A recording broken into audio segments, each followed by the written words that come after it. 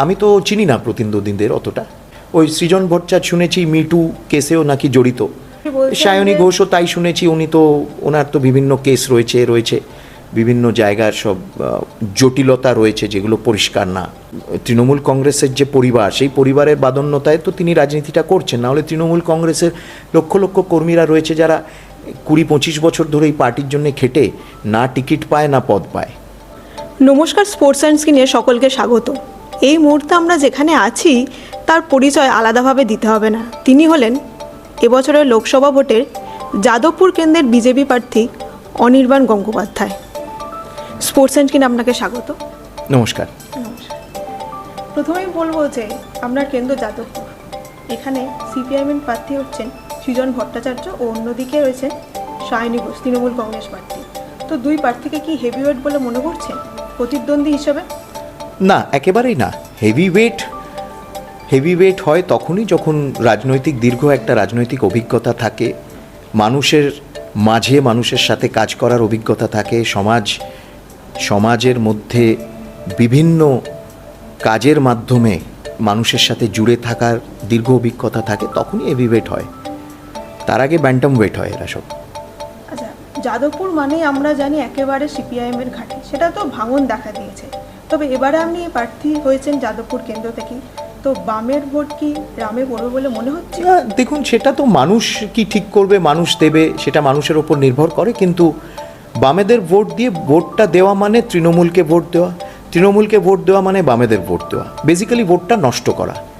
কেন, বামেরা দেখুন, তারা ক্ষমতায় না রাজ্যে আসবে না কেন্দ্রে, তারা এখন বলছে তারা মানুষের দুঃখ তুলে ধরতে চায়। 35 বছরে রাজ্যের মানুষ তাদের ক্ষমতা দিয়েছিল, কেন্দ্রেও তারা একটা বেশ কয়েক দশক ধরে তাদের একটা বিশাল প্রভাব ছিল বামেদের। তখন তারা মানুষের দুঃখ তুলে ধরতে পারেনি, তাদের কাছে কোনো সলিউশন ওরিয়েন্টেড অ্যাপ্রোচ ছিল না।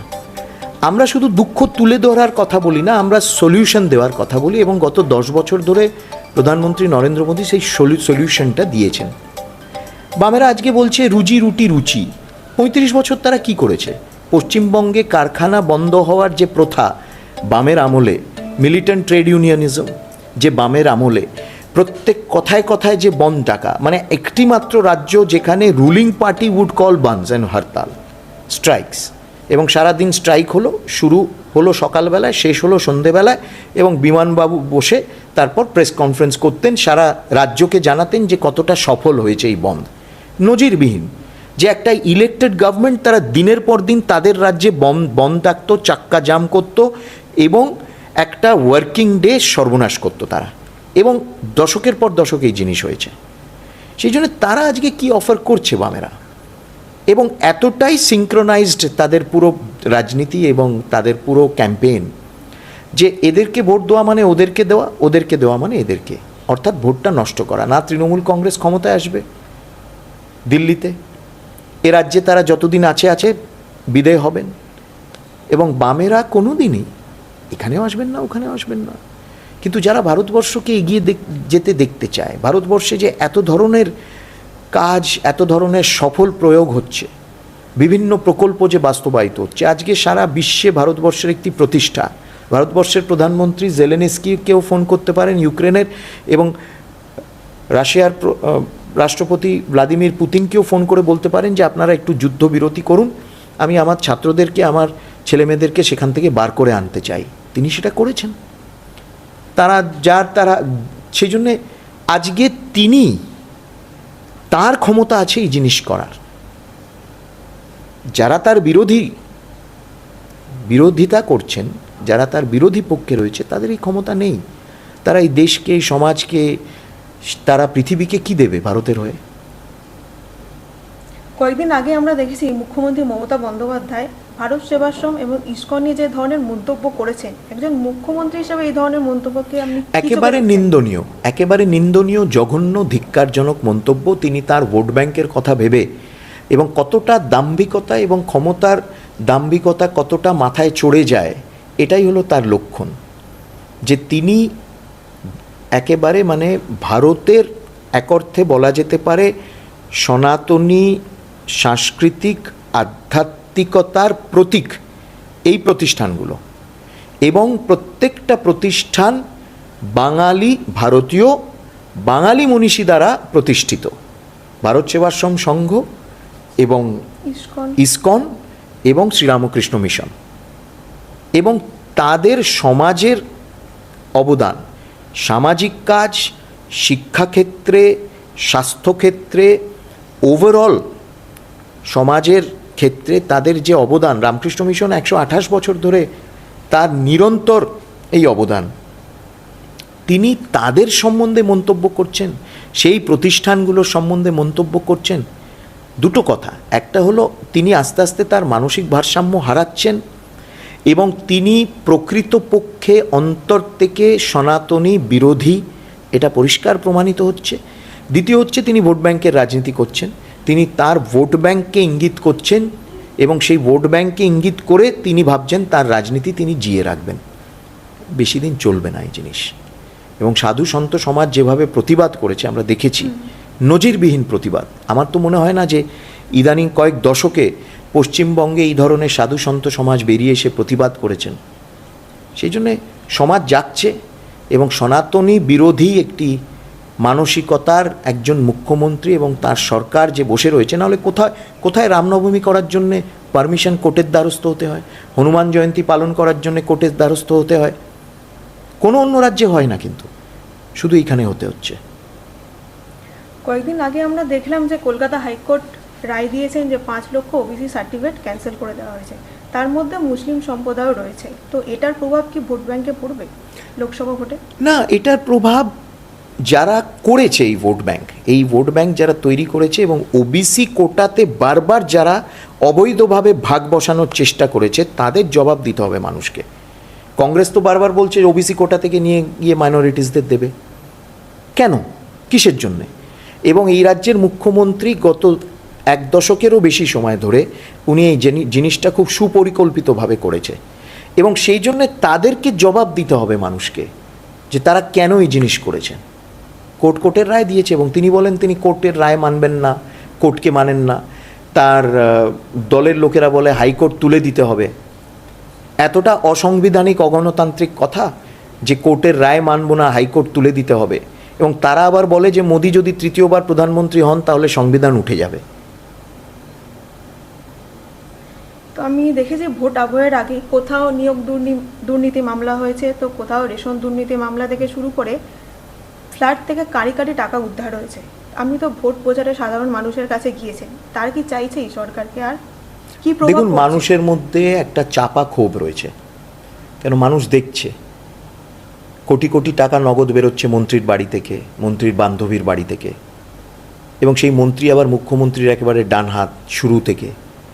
মিড ডে মিলে দুর্নীতি হচ্ছে, রেশন দুর্নীতি হচ্ছে, পুরসভায় নিয়োগে দুর্নীতি হচ্ছে, সেখানে রেড চার্ট আছে, একটা পোস্টের সেই পোস্টগুলো বিক্রি হচ্ছে।